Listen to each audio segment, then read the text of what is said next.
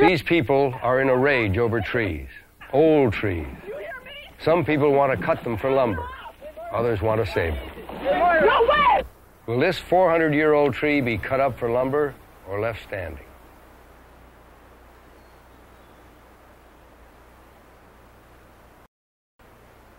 My name is Paul Newman. When settlers first came to North America, ancient forests covered much of the continent. Our forefathers cut and burned trees to clear the land. Then came the loggers who cut and moved on. Today, only 2% of the original ancient forests are left. Most of these forests are in the Pacific Northwest. There, almost 2 square miles of trees are cut down each week. Will the remaining ancient forests continue to be cut, or should they be protected? That is the question.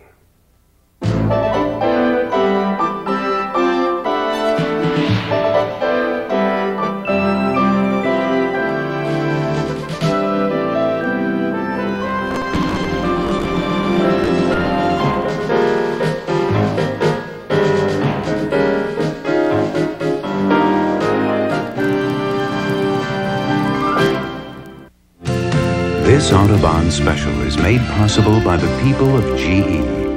GE, from satellites to medical systems, we bring good things to life. I live in accordance with man's laws too, but I'm also listening to God's laws right now, and we're raping the earth, and it's not right. You're sick. You're all sick. Now you don't want them logging? You live in a mobile home made out of wood. Your paychecks are printed on paper pulp. And now you're down here protesting a man making a living. A family outraged by logging near their home take the law into their own hands. They're cutting dying trees. Do you know why they're dying? The U.S. forestry guy said to me, the reason why they're... You be quiet and listen to me. You be quiet. But the confrontation over ancient trees reaches far beyond this Oregon family. The conflict over whether we are going to cut these forests or save them for future generations reaches to the heart of our society's values.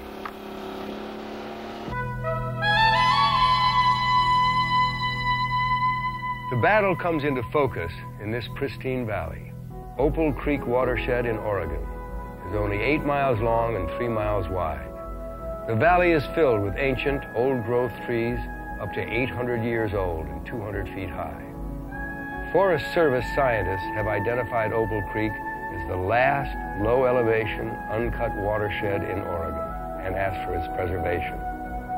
But Forest Service administrators want to sell the timber. This valley is part of a national forest, but 2 men have very different plans for its future. Rob Freris, vice president of Freris Lumber Company, wants to log Opal Creek and is worried about Forest Service proposals to reduce record high-level timber sales in Oregon. Oregon doesn't have the ability to diversify to such a great degree in such short order that would not cause a catastrophic economic effect. George Attia spent much of his youth in Opal Creek Valley, and for 3 generations his family has fought to keep the loggers out. Attia would like to see the valley saved as a state or national park. Industry says we got to keep cutting these trees down because we got to preserve jobs and support our economy in the state of Oregon. But what everybody's got to realize is we're out of these guys, and whether we quit cutting them now and leave a few of them left or wait 5 more years or 10 more years till they're all gone, the party's over.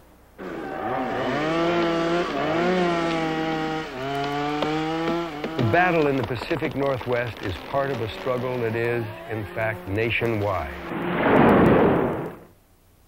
There are 156 national forests.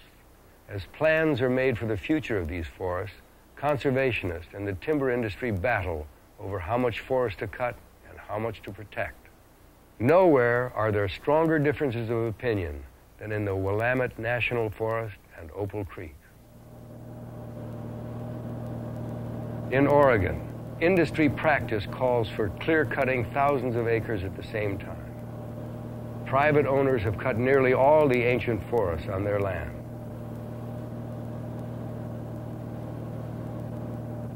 The U.S. Forest Service sells national forest timber in swatches of 10 to 60 acres. To access the timber, the Forest Service has already built or permitted enough logging roads to reach the moon, and plans for 100,000 miles more. Cutting these valleys helps mill owners like Rob Ferris prosper, and many towns have grown up around mills. People in these towns depend on the mills for jobs. Besides, county governments get up to 1/2 of the proceeds of federal forest sales to spend on schools and roads. On the other hand, tourism is one of Oregon's largest industries, and natural beauty is the attraction. But as clear cuts degrade the view around popular resort areas, threatening wildlife and watersheds, more and more citizens like Atiyeh are protesting. Jim Monteith, who was born in Oregon, has made saving ancient forests, which are called old growth, his life work. He is executive director of the Oregon Natural Resources Council. I grew up in southern Oregon in an area that was full of bald eagles and big trees and all the things that I thought everybody grew up with. When it came time to go to college, I went far away. I went to the East Coast to see what that was like, and it was only then I realized what it was that I had grown up with and how rare and how unique it is. Monteith began studying fishers, a fur-bearing animal dependent on old growth, but found long-term studies were impossible because the forests and fishers were disappearing faster than he could study them. I was outraged realizing that I couldn't even be a scientist, and I then went to work for a conservation organization and realize now that the decisions that we make in the next year or so are going to dictate whether or not we're going to have any of these cathedral forests left in 5 or 10 years. The decision is now. As Monteith travels around Oregon, he finds that some people applaud his campaign, and some people can scarcely tolerate it. People in the timber industry think the policies he proposes would ruin the economy of Oregon.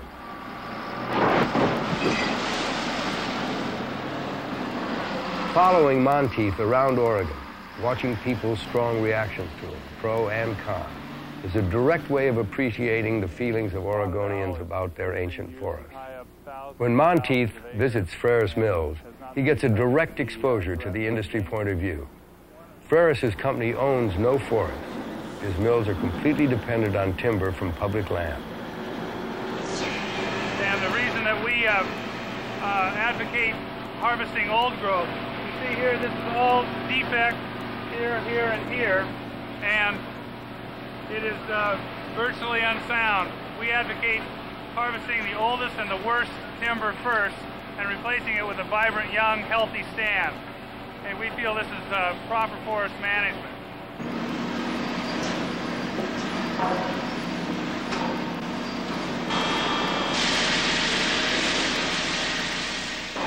This mill is designed to manufacture old growth logs. The raw material source is the public timber supply. We don't have any alternative.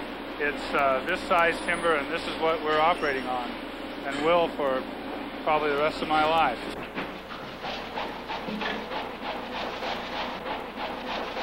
This veneer is destined for the western part of Oregon and Washington. We're building markets to ship veneer to Japan and the Far East.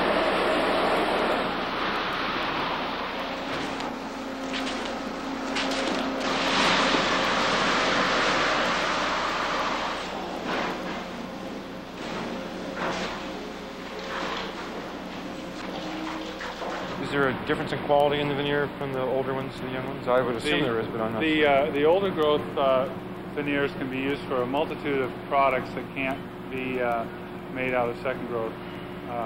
The clear wood that you get on the outside of an old growth tree, the high grade, isn't found in a second growth log. Right.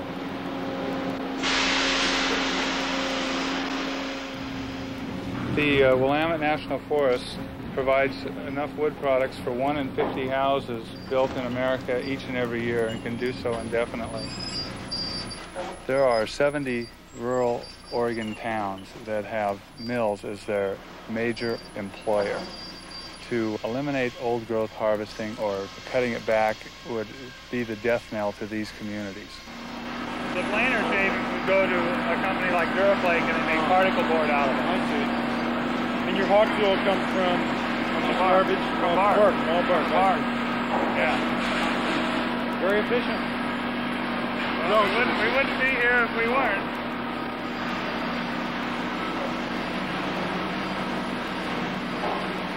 But as the average size tree comes down, which is the trend, how small can they get before this mill can't handle them? We will modify our plants accordingly and have through time to match the raw material source. But it seems that at some point you need to be planning to make that conversion, and I guess the debate that we get into centers around whether or not you ought to make it sooner than you think you should, and we'll make it as the tree size shrinks, as nature dictates. We also, of course, see some value in that old forest being there. The old growth is the only supply on the Detroit district. It makes up 89% of the timber here. It's going to be here forever, and it's going to be a supply that we'll always have. Forever? Forever. It's hard to believe that trees this big will be here forever. Maybe if we grow them to be that big, but we're growing them to be smaller. What will you do if you get to that point where you can't have this size log? They don't grow smaller, they grow bigger. Of course, Dr. Jerry Franklin is a Forest Service scientist and a University of Washington professor. He has been studying old growth for 20 years and is the foremost U.S. authority on ancient forests. There's some people who are totally utilitarian, you know, and if they aren't putting it to use in some very practical, human-directed way, they aren't happy with it. The impression that one gets is that we have plenty of them and they're everywhere and there's no issue, there's no problem. And that's part of the problem we're having is making clear that old growth per se is a very limited resource. It is interesting that the rate of timber cutting that's going on here in Oregon, Washington, actually exceeds the percentage in terms of the rate of cutover that's going on in the tropical regions. And so, you know, we hear all the time about the rate of deforestation of the tropical forest, and it's tremendous, and it's a catastrophe. But we have a much higher rate of forest cutting going on here in the Pacific Northwest. So all you got to do is fly over the landscape, and you have a real appreciation of how rapidly we're cutting it over. So Brazil has nothing on the Northwest. Opal Creek flows out of a lake only 3,500 feet in elevation, which makes the valley particularly valuable, since there are no other low-elevation, largely intact watersheds in Oregon. In its lower reaches, Opal Creek provides local residents with a spectacular swimming hole.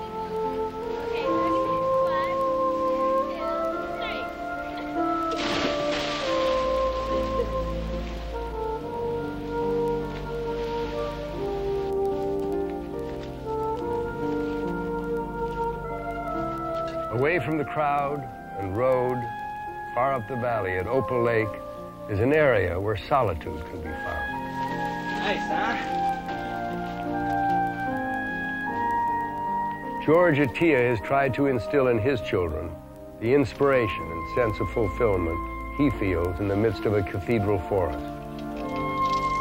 He takes them hiking and shares with them a favorite camping site that he discovered for himself as a boy.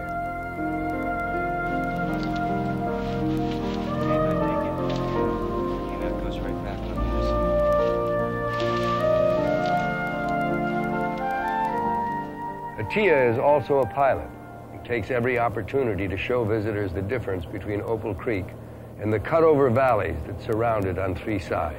I'm going to swing back here and we'll show you Opal Lake, and then we'll come right on down the valley.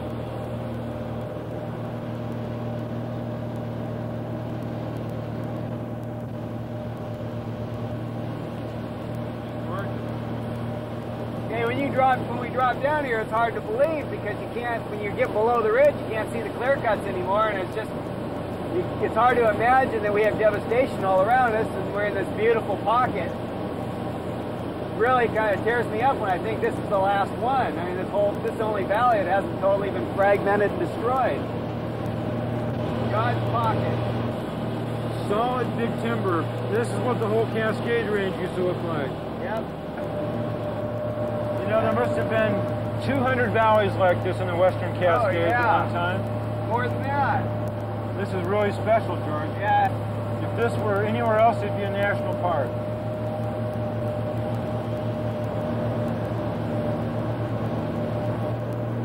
And Robbie Ramirez wonders if I'm going to fight to keep this. That's what I could not believe.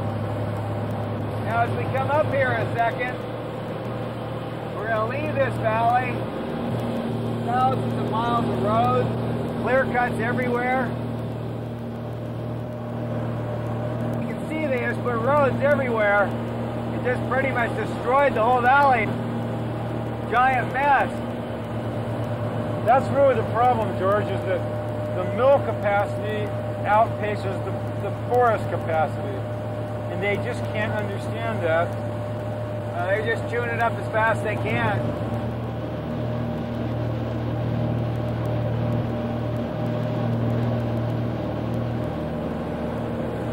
Looks like a volcano went off or a nuclear bomb.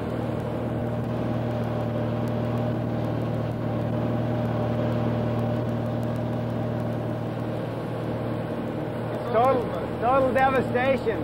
Look right here behind us. If we could take all the people in the United States and fly them over this place, we'd have a revolution. Congress is just selling our heritage. You know, George, every time I get up in the air, I realize that we've been understating the problem. I always worry about that. It's even worse than we think it is.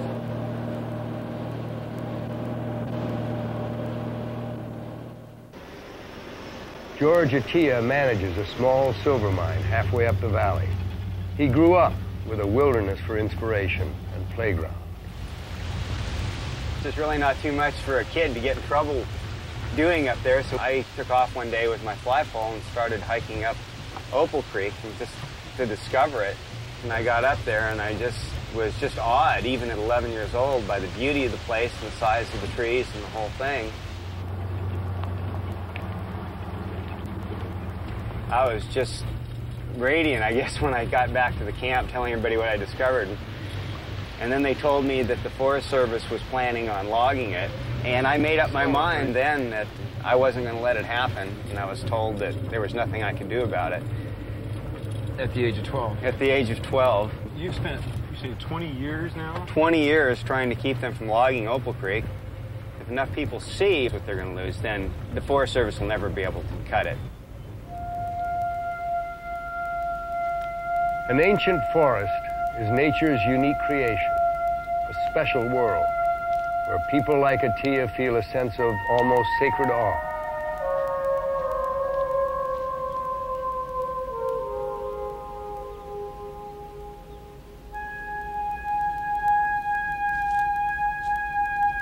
Huge ancient trees rise 20 stories high.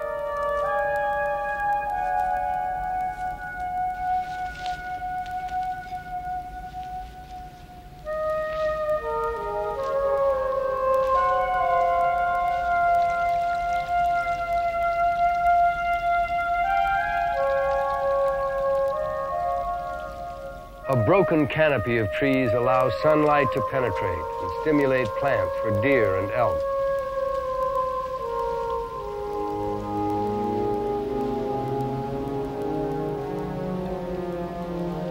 Dead snags offer nesting places for birds.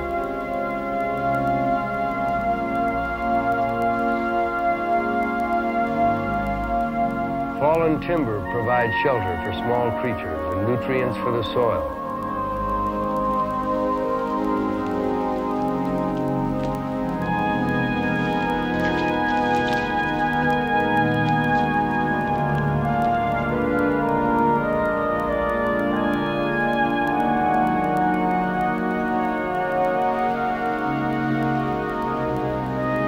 When these ancient trees are cut, new trees will grow.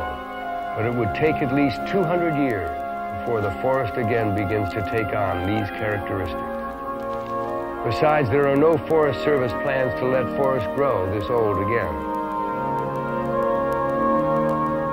It would take 1,000 years for trees this large to grow again. Opal Creek has attracted many people besides Atiyeh. Local residents have volunteered to help any way they can. Some join the Forest Service to build footpaths. These are the toe steppers, and I carry these along so that I can get these out of the trail as well. And we try to keep this side of the trail lower so that water doesn't wash off that side of the trail, and that people will walk toward this part of the trail and not cause that to break away. I think we ought to be out here building trails, but I think the Forest Service ought to be out here building trails too. And we like the fact that they're cooperating with us and helping us plan it, but the reason that we're doing this at all is because they don't have funds. I'd rather build trail any day than keep house. But this is my heart's home out here. In the next 10 years, the Willamette Plan right now proposes to build 20 miles of trail and something like 1,000 miles of roads. How many miles of trails do you suppose you'll lose over that same time period? Any idea, just from roads and clear cuts on top of this trail? About 180 miles of trail or something like that will be disrupted by roading in the next 10 years. We got 20 miles of new trail, we're going to lose 180 miles of existing trail. I've taken my grandchildren backpacking up here. My granddaughter was 6.5 and her little brother was 2.5. And we came backpacking up here, and we've done it ever since. My granddaughter will be a senior in college next year, so you know how important a place this is to us. I also have in my will that my ashes be sprinkled in the Opal Pool. They're trying to log the old growth in this drainage, and it really needs protection. And this is one place where I could lay down in front of a logging truck and feel okay.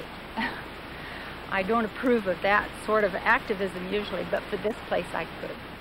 As part of his campaign to save Opal Creek Valley, George Atiyeh encourages visitors from all over the country. Actually, the one behind us is Bull of the Woods Roadless area, and then this is Opal Creek Roadless area.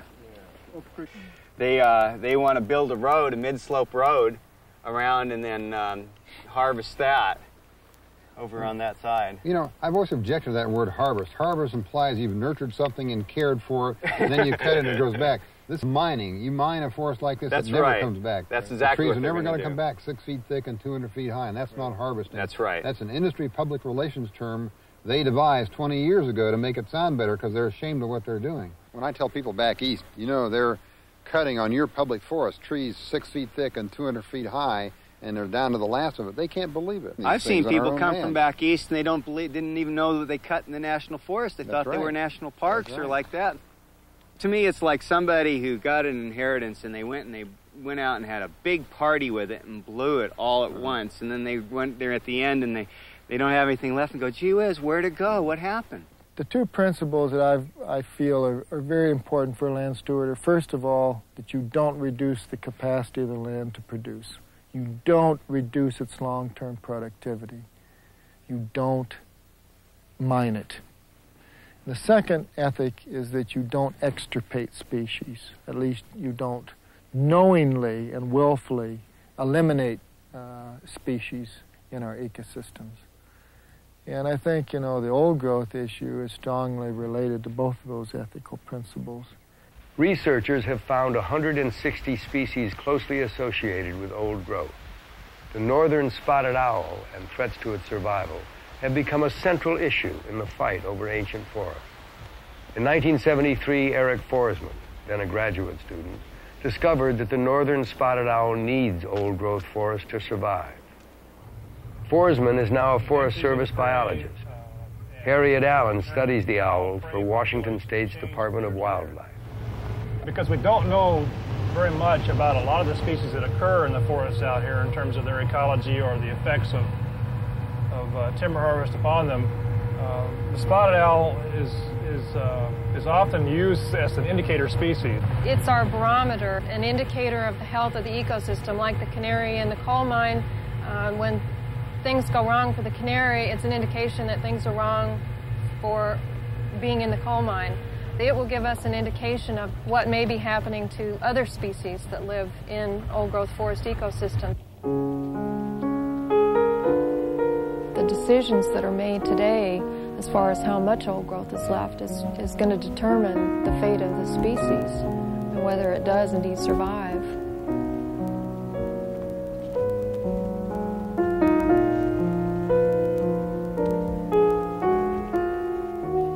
Forsman and Allen's research has shown that each pair of owls requires up to 3 square miles of ancient forest to survive.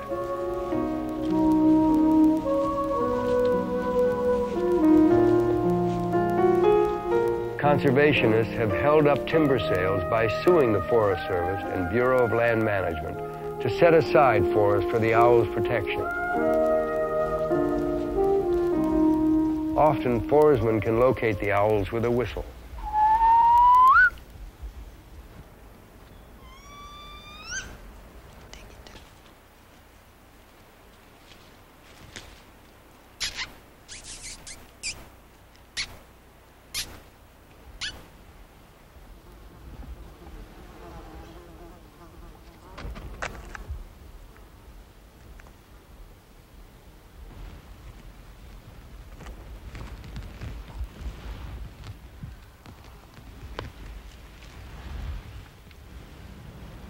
The idea is to just watch where he flies to with the mouse down.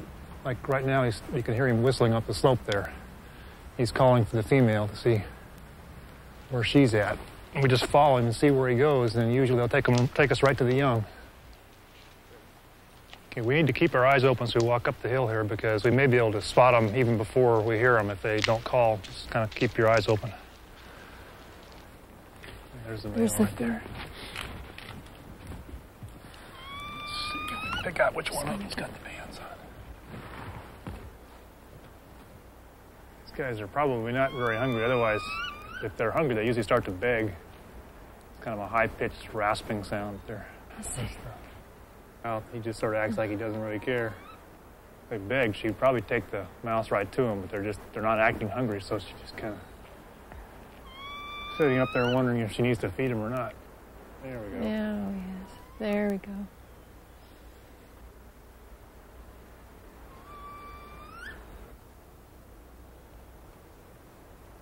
Forsman and Allen banned the young owls to follow their movement.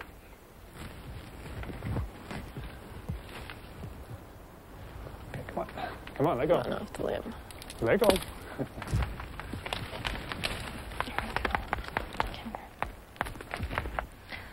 The popping sound you hear is the beak. They snap the beak. It's a threat. When they're frightened or angry, they pop their beak at you. It's supposed to scare you.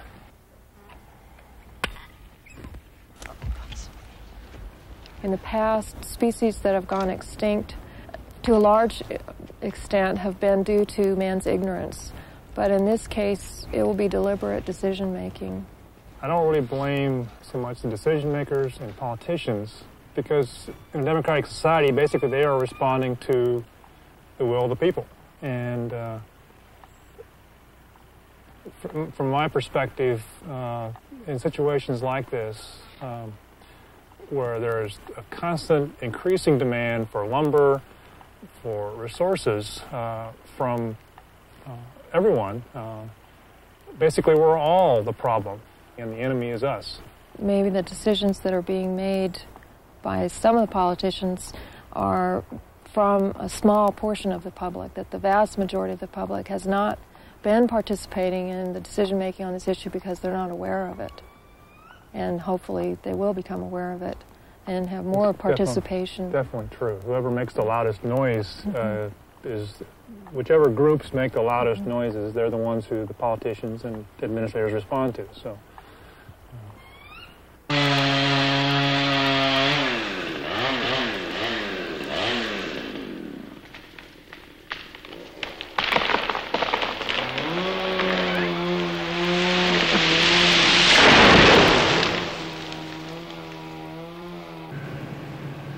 The fate of giant trees is controversial even within the timber industry.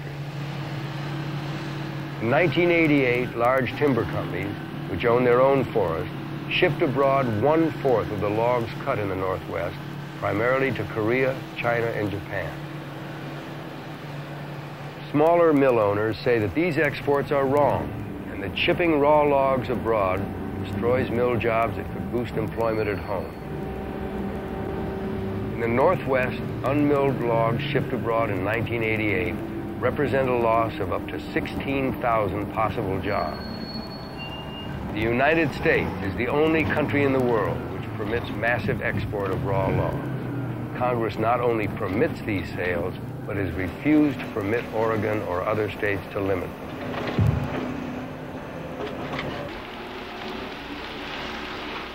Timber companies are cutting more trees than ever. Nonetheless, as companies invest in ever more sophisticated machines, employment in the timber industry keeps going down. Automation costs jobs. Log export costs jobs. Setting aside forest land costs jobs. Workers who can't control the rate of automation or log export see no way out except to keep on cutting ancient forests as long as they last. My grandfather, my father, and I've all worked in the timber industry. I like the job, I like the work, I like to cut trees. But I don't think that all the old growth ought to be cut. But the amount that should be saved is a point of argument. Trees is the only thing that you can plant and is going to grow back. You use the coal out of the ground, you're going to take a long time for it to grow back. You use oil, they don't grow back very fast. And trees is the only thing that if you cut one down and you plant 2 more, you've got a 80% chance of one of those getting big enough to cut it down again in 80 years. Right. And if we stop the project just so we can sit and look at it, just look at the trees,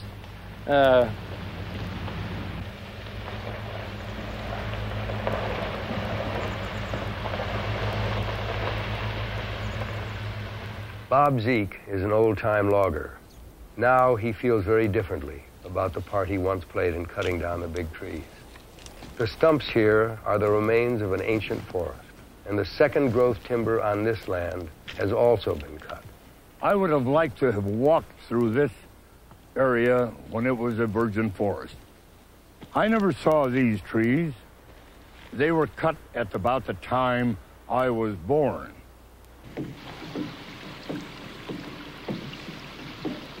When I was 18, that's when they would allow a young man to be involved in the logging because of the danger. I stayed in there all of these years up until 1974 when I retired. I'm aware of the loggers' life, the sweat, the cold, the freezing weather that you're in, the kind of pay that they get, the dangers they're subjected to, and most of them getting crippled up one way or the other. The falling of the trees is something that you don't forget. With the hand saws, as you went into the woods, it was quiet, excepting for the silken swish, swish, swish, swish of the saws as it worked through the tree. When the tree was about to fall, there was a call of timber, and this is what I heard. Timber, here she goes, here she goes, down the hill, timber. And then this huge tree, popping as the wood broke, would reluctantly begin to leave the stump and be on its way. This county doesn't have a single square mile of what used to be. We let it all go. I'm very much ashamed now to think that there wasn't someone around with brains enough to say, hold it, hold it, hold it. What are we going to show the people of tomorrow, the children, your children, and so on? These timberlands belong to the American people, so we can't allow any particular group say we are going to manage or handle this timber for our particular benefit. It's not for the loggers or the timber companies to choose or to make that decision. Can conservationists and timbermen find a middle ground? The question arises when Bill Swindells, Jr., president of Willamette Industries, one of the largest timber companies in Oregon, joins Ferris and Monteith at the site of a clear cut. And no one's arguing that we should stop cutting timber, and no one's arguing that we shouldn't have wood products. We all work in the mills, we all use paper, etc. We also drink water and hunt and fish, wildlife habitat. That's why these forests are so magnificent. We should certainly not convert the whole landscape to a crop, to a wheat plantation, and act like we know what we're doing. An old-growth forest is virtually devoid of wildlife. Oh. There are no big deer, no elk. There's nothing for them to eat. There's nothing for them to eat. I believe you would say that in the 1980s. There's nothing for them to eat. We might have thought that 20 years ago. Think it. You can see it. We can't raise trees because the deer eat them. We've got to put bud caps on the trees so they'll get a chance to grow. Sure, clear cuts are great for some animals. The problem is that we have clear cuts literally everywhere. The problem is we don't have the old growth forest species are the ones that are going. That's why there's a problem with things like spotted owls. A lot of animals need the old growth forest. They're the ones that are disappearing. There's dozens and dozens of them. What? Everything from spotted owls to fishers to martins. There's spotted owls all over the place. Why is it they're finding them every day? They never had an inventory before. Now all they're doing is looking. The Forest Service has never looked more than a mile off the roads. In the last 5 years, people like Eric Forsman have inventoried these forests extensively, and they've gone back and they've looked at second growth. And what they found are a couple of pairs that are hanging on to the edge of existence because they have nowhere else to go. That's what the biologists have found, Robbie. That's just the way it is. It's a fact. Oh, that's you people. You don't believe them? Are you just selective in what you believe? I mean, the Forest Service... They're finding spotted owls every day, everywhere. In old growth, they are. And in second growth. And in barn. That's this year's issue. Next year it'll be something else. But I think what we're really talking about is the soul of Oregon there. We're going to have... my wife and I go down to the small towns in Oregon, visit old friends there, see their kids, see watch their kids grow up. We go to their graduations, their football games. We go to weddings and funerals, and we're looking forward to going back, seeing the churches boarded up and the schools shut down. And this is because 3 million acres isn't enough old growth. We've got to save more. There's plenty of timber to go around for everybody. But you can't just lock it all up. You've got to use it. Bill, we have logged all the private lands. Virtually all the private land old growth is gone. We've logged most of the national forest. That's been over in terms of it's not in terms of what we've protected. Some 3,500 feet and below. Some somewhat below that high elevation true fir, we've protected about 200,000 acres, while we have logged millions of acres of old growth, including the biggest stuff. If we accept the Forest Service preferred alternative, we're talking about eliminating 10,000 primary jobs in Oregon. If we take your recommendations, we're talking about 20,000 jobs. And each of those timber jobs, and each of those jobs creates 2 more jobs. You're talking about taking 60,000 jobs out of Oregon. Oh, that's just like that. That's not true, Bill. And they're not going to be replaced by fishing guides. How can you say that when you've cut more timber than any year in history last year, with fewer people working? We always want an industry here. We want timber. We want a diversified economy. You're not going to be here in 40 years if you cut at the level that... Sure they are. Oh, that's nonsense. That's complete nonsense. It's utter nonsense. Always been that way. You've got professional foresters who have been looking at this for years. They've studied it carefully. They've got all sorts of computers and studies, and they go out and measure trees, and they say we're going to have it. Then comes along a couple of people who have never been in the woods and say, "Oh, you're going to run out of trees. We're not going to run out. The only reason we'll run out of trees is if you lock them up." Bill, I wish that were true. Why would the Forest Service suggest that we need to cut less than we've been cutting in the past? There's no point in trying to talk to this in this conversation. I'm not going to go on with this nonsense. The professional Forest Service that we're talking about says we cannot maintain the levels of cutting we've been experiencing on this forest. With the reduced land allocations. With multiple use. First it's old growth, then it's backcountry, a different definition, a different name for the same thing to tie up timberland. There isn't anything extraordinary about Opal Creek. It's no more extraordinary than millions of acres in Oregon of old-growth forest. Why do people come to Oregon? Because of the big trees, because of the wild rivers, because of the unspoiled beaches. And these are important economic components. And nobody's taking those away. Well, there's an getting rid of the old growth as fast as we can, and we're not growing it as back. fast as we can. We're cutting 1% a year. It'll be here forever. I wish that were true. That is really exactly the truth. Well, get up in an airplane and tell me that we're cutting it 1% a year. That's just simply exactly right. hard to believe. Most of it's gone. No, it's not.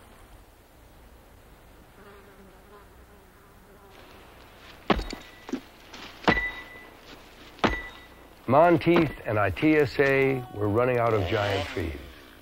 Mill owners say that they will last forever.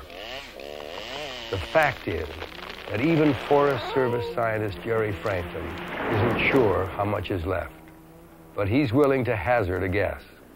The timber industry is very fond of saying that we have locked up 2 million acres of old growth. What does that 2 million acres of wilderness really give us? Well, I can tell you for sure it doesn't give you very much at all in the way of old-growth Douglas fir hemlock forests. You know the wilderness boundaries better than I do, and you know perfectly well that they've been drawn to exclude large areas of old-growth timber. And that's truer in Oregon than it is in Washington. In Washington state, there are several wilderness areas which do include low-elevation timber, but it's not true in Oregon. For all of its interest in conservation, Oregon has almost none of its legacy preserved. How can timbermen and conservationists negotiate when they cannot even agree on the basic facts? Is an ancient forest devoid of wildlife? Is the spotted owl threatened? Industry rejects the opinion of scientist Jerry Franklin. There isn't another forest like this in the world. You know, when you look at the complexity of the structure of these things and the tremendous dimensions, the heights of these trees and the incredible layering of leaves. You got trees here with 60, 70 million needles on them. They offer an incredible diversity in terms of animal habitat. And that's why you have a lot of real specialized organisms like the spotted owl that lives here. From the standpoint of the spotted owl, it may be that everything we've got left isn't enough.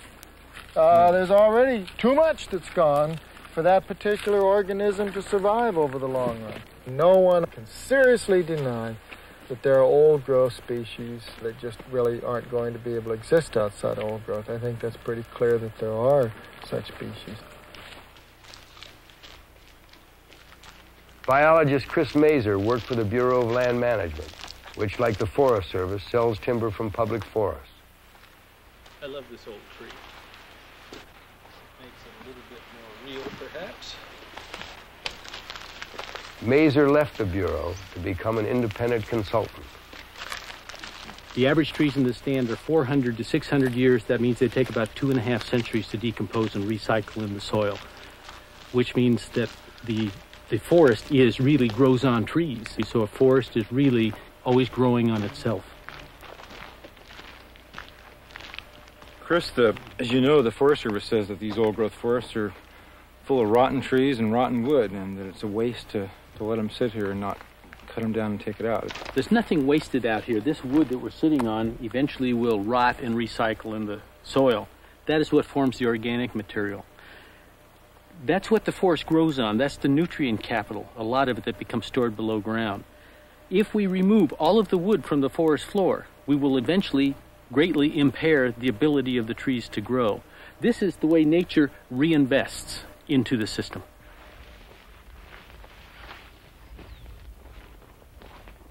Big stumps? Yeah, it is. This is a tree farm, and we call it reforestation. In reality, the trees are renewable.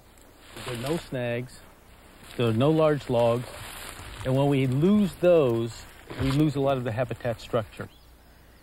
The cavity nesting birds are not going to be represented here. The small mammals that take the mycorrhizal spores and disperse them throughout the forest are not going to be represented here. What we're doing is we're focusing on the wrong end. This is our focus of what we call forestry, but we're focused on the tree. And the product, right. And a forest is not trees. Trees do not make a forest. Trees are only the plant expression of acres that we call forest land. There will never be a forest here again because we are insisting on one plantation after another plantation after another plantation. We don't ever plan to allow nature to heal the processes below ground and to recapitalize the soil nutrients. And in Germany, for example, they've learned that when they have done this 2 rotations, that the productivity begins to decline. But it isn't our problem. It's the future's problem. All we as human beings can do is maintain the options for the next generation. We're spending the options when we liquidate the old growth. Whatever options they have are what we leave them. And an option spend is no longer an option. You can always cut old growth, but once it's cut, we can't grow it back. No one has ever done it. And we're making all those decisions today. We're making them today for the dollar. Pure and simple. Nothing else is being taken into account. Hard figures on the amount of old-growth forest still standing do not exist. Nonetheless, record cutting is continuing. Thus, the nation's reserves of ancient forest may be disappearing faster than anyone up to now has suspected.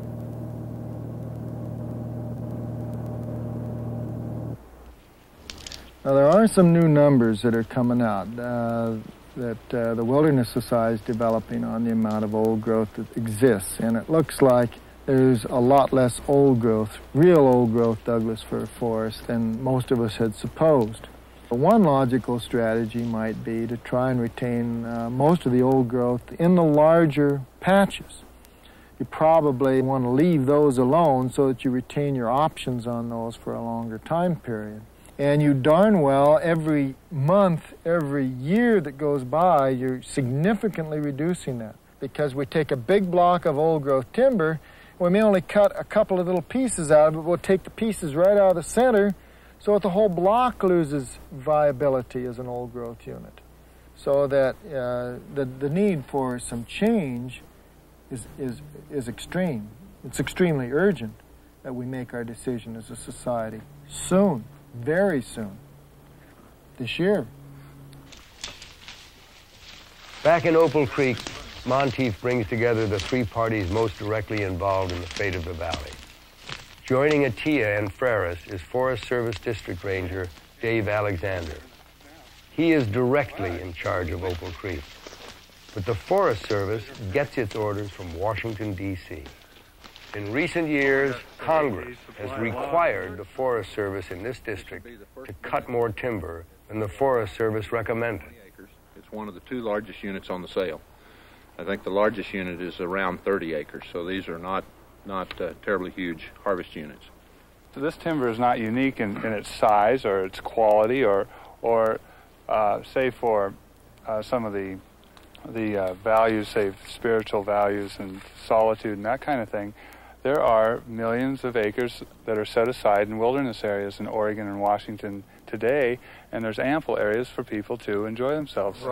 If we're practicing true forestry out there, why have we got to log this last watershed in order for you to survive? In order to have a land base and you have to and maintain a harvest level, you've got to have a certain number of acres. This is part of that land base. If we're not able to cut this area, the cut will be reduced, and there'll be fewer mills running. Could you live with a slightly reduced cut? No. So you've got to have this. You just have to have this. That's right. Where it's located will come to my mill. We have 2 million acres of wilderness areas set aside in Oregon. We have almost 50% of the land base set aside in the Willamette. And you say, why not just this area? We've got 40%. How about this much more? Robbie? What is enough? I feel enough is enough. It's important that we get a couple of facts here. There's 2 million acres of wilderness in Oregon, and a tenth of that maybe is old-growth forest. A tenth? A tenth. The point is, if you can't make it without cutting down a place like Opal Creek, I mean, what are you going to do when Opal Creek's gone? It's the last intact forest here. But you Why don't you come up with operate the last of everything? On this district it is. Okay, let's put it in perspective. When Lewis and Clark came out here, we had 31 million acres of virgin timber. Now we have 2.5 million. That means that you, as far as industry, has got 92% of the original land base that you've been doing it. If you can't do sustained yield or support your mills on that, then the whole, if you need that last 8%. The industry is the dominating force in Oregon economy today. Used to be it very continues dominant. to be and always will be. We are committed to timber management and have been. That should be no secret to you or anyone else from the standpoint that the Willamette is the largest timber-producing national forest in the system. Well, it's no secret, but it's a tragedy given the fact that you're not providing a sustained yield of the other resources. You simply feel that sustained yield means timber. We'd like to see a sustained yield of water, sustained yield of elk, sustained yield of spotted owls, sustained yield of animals that are going extinct on this forest. You consider, and almost every special interest group considers, that what is right for them is right for the public, in quotes. There is no one public. Perhaps any one of those groups might represent a large segment of the public, but maybe they don't. The one group that does represent a large segment of the public is called the Congress. And the Congress, for instance, to use Opal Creek as an example, set up processes to look at wilderness and decided that Opal Creek wasn't going to be a wilderness as recently as 1984. You know, I began my career in the mid to late 60s. You really didn't find people with a high degree of anxiety about national forest land, because I believe at that time the impression was that everything could be carried out everywhere. We can have it all. Over the last couple of decades, it's become more and more clear that we can't have it all, that the national forests are in fact a finite piece of land, albeit a large one in a national scope, and that some of the uses that occur on those national forests are also finite. And that starts to focus in on issues like old growth. A lot of our disagreements begin to focus around those deep-held values of what each of our special interests are, and the recognition that in the final solution maybe none of us are going to get exactly what we wanted. Opal Creek is kind of a microcosm of that to me. It's a good focal point that explains some of the complexities of the issues of old growth throughout the Cascades and in the Northwest in general. And the way that we resolve Opal Creek, in some ways, will be indicative of the ways that we can resolve that bigger issue, I think. You agree with that?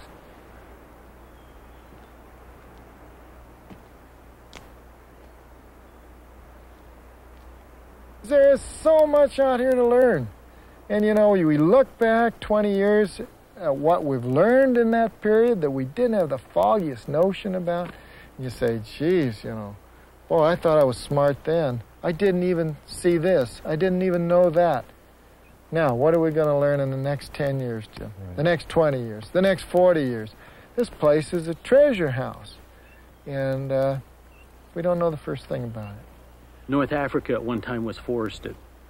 Greece was forested. The Middle East was forested.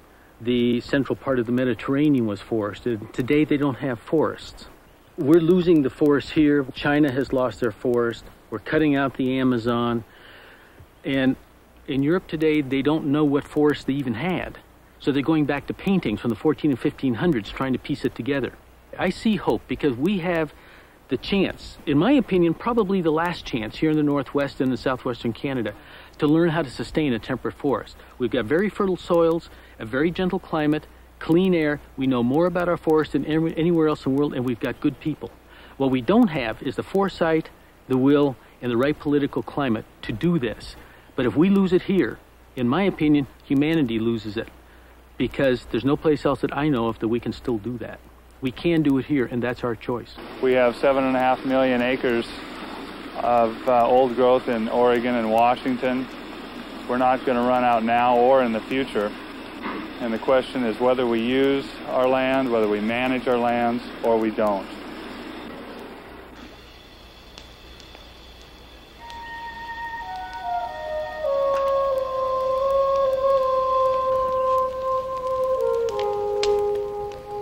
I have a real hard time trying to deal with the idea of this being cut. Actually, I don't even accept it as a reality. I have no idea what I would do if they actually started with the chainsaws. It would probably push me pretty close over the edge.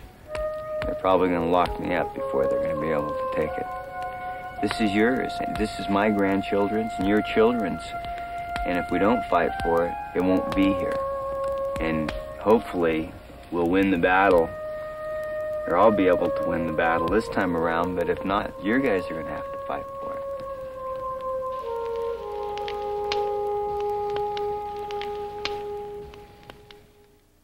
Well, you don't have to be an expert to perceive that once a forest of 400-year-old trees is cut down, that forest is lost forever. In his first inaugural address, President Thomas Jefferson spoke of his concern for posterity, for the thousandth generation of Americans to come. He was thinking about us. Are we thinking about our children and grandchildren? This nation needs lumber, but there are millions of acres of timber in the United States beside ancient forests. Speaking for myself, I'd say that wherever forests of ancient trees are still standing, as in Opal Creek, we ought to be saving them. These forests belong to the American people, and you have to let Congress know what you want done with them.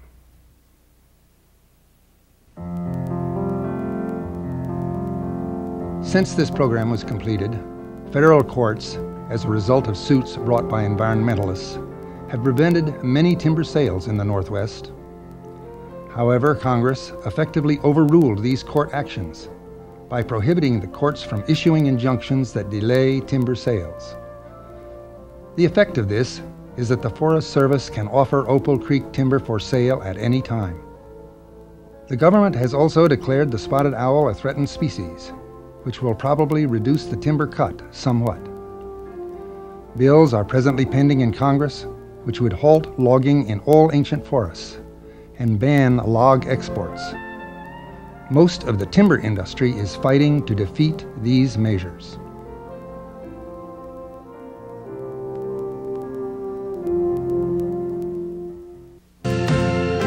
This Audubon special is made possible by the people of GE. GE, from plastics to financial services, we bring good things to life. Video cassettes of this program for educational use may be purchased by writing to PBS Video. Home video sales are not available through this offer.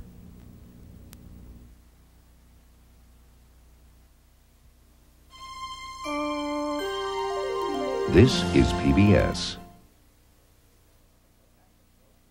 The companion book to the Audubon television specials, called Audubon Perspectives, Fight for Survival, is available in bookstores and libraries nationwide.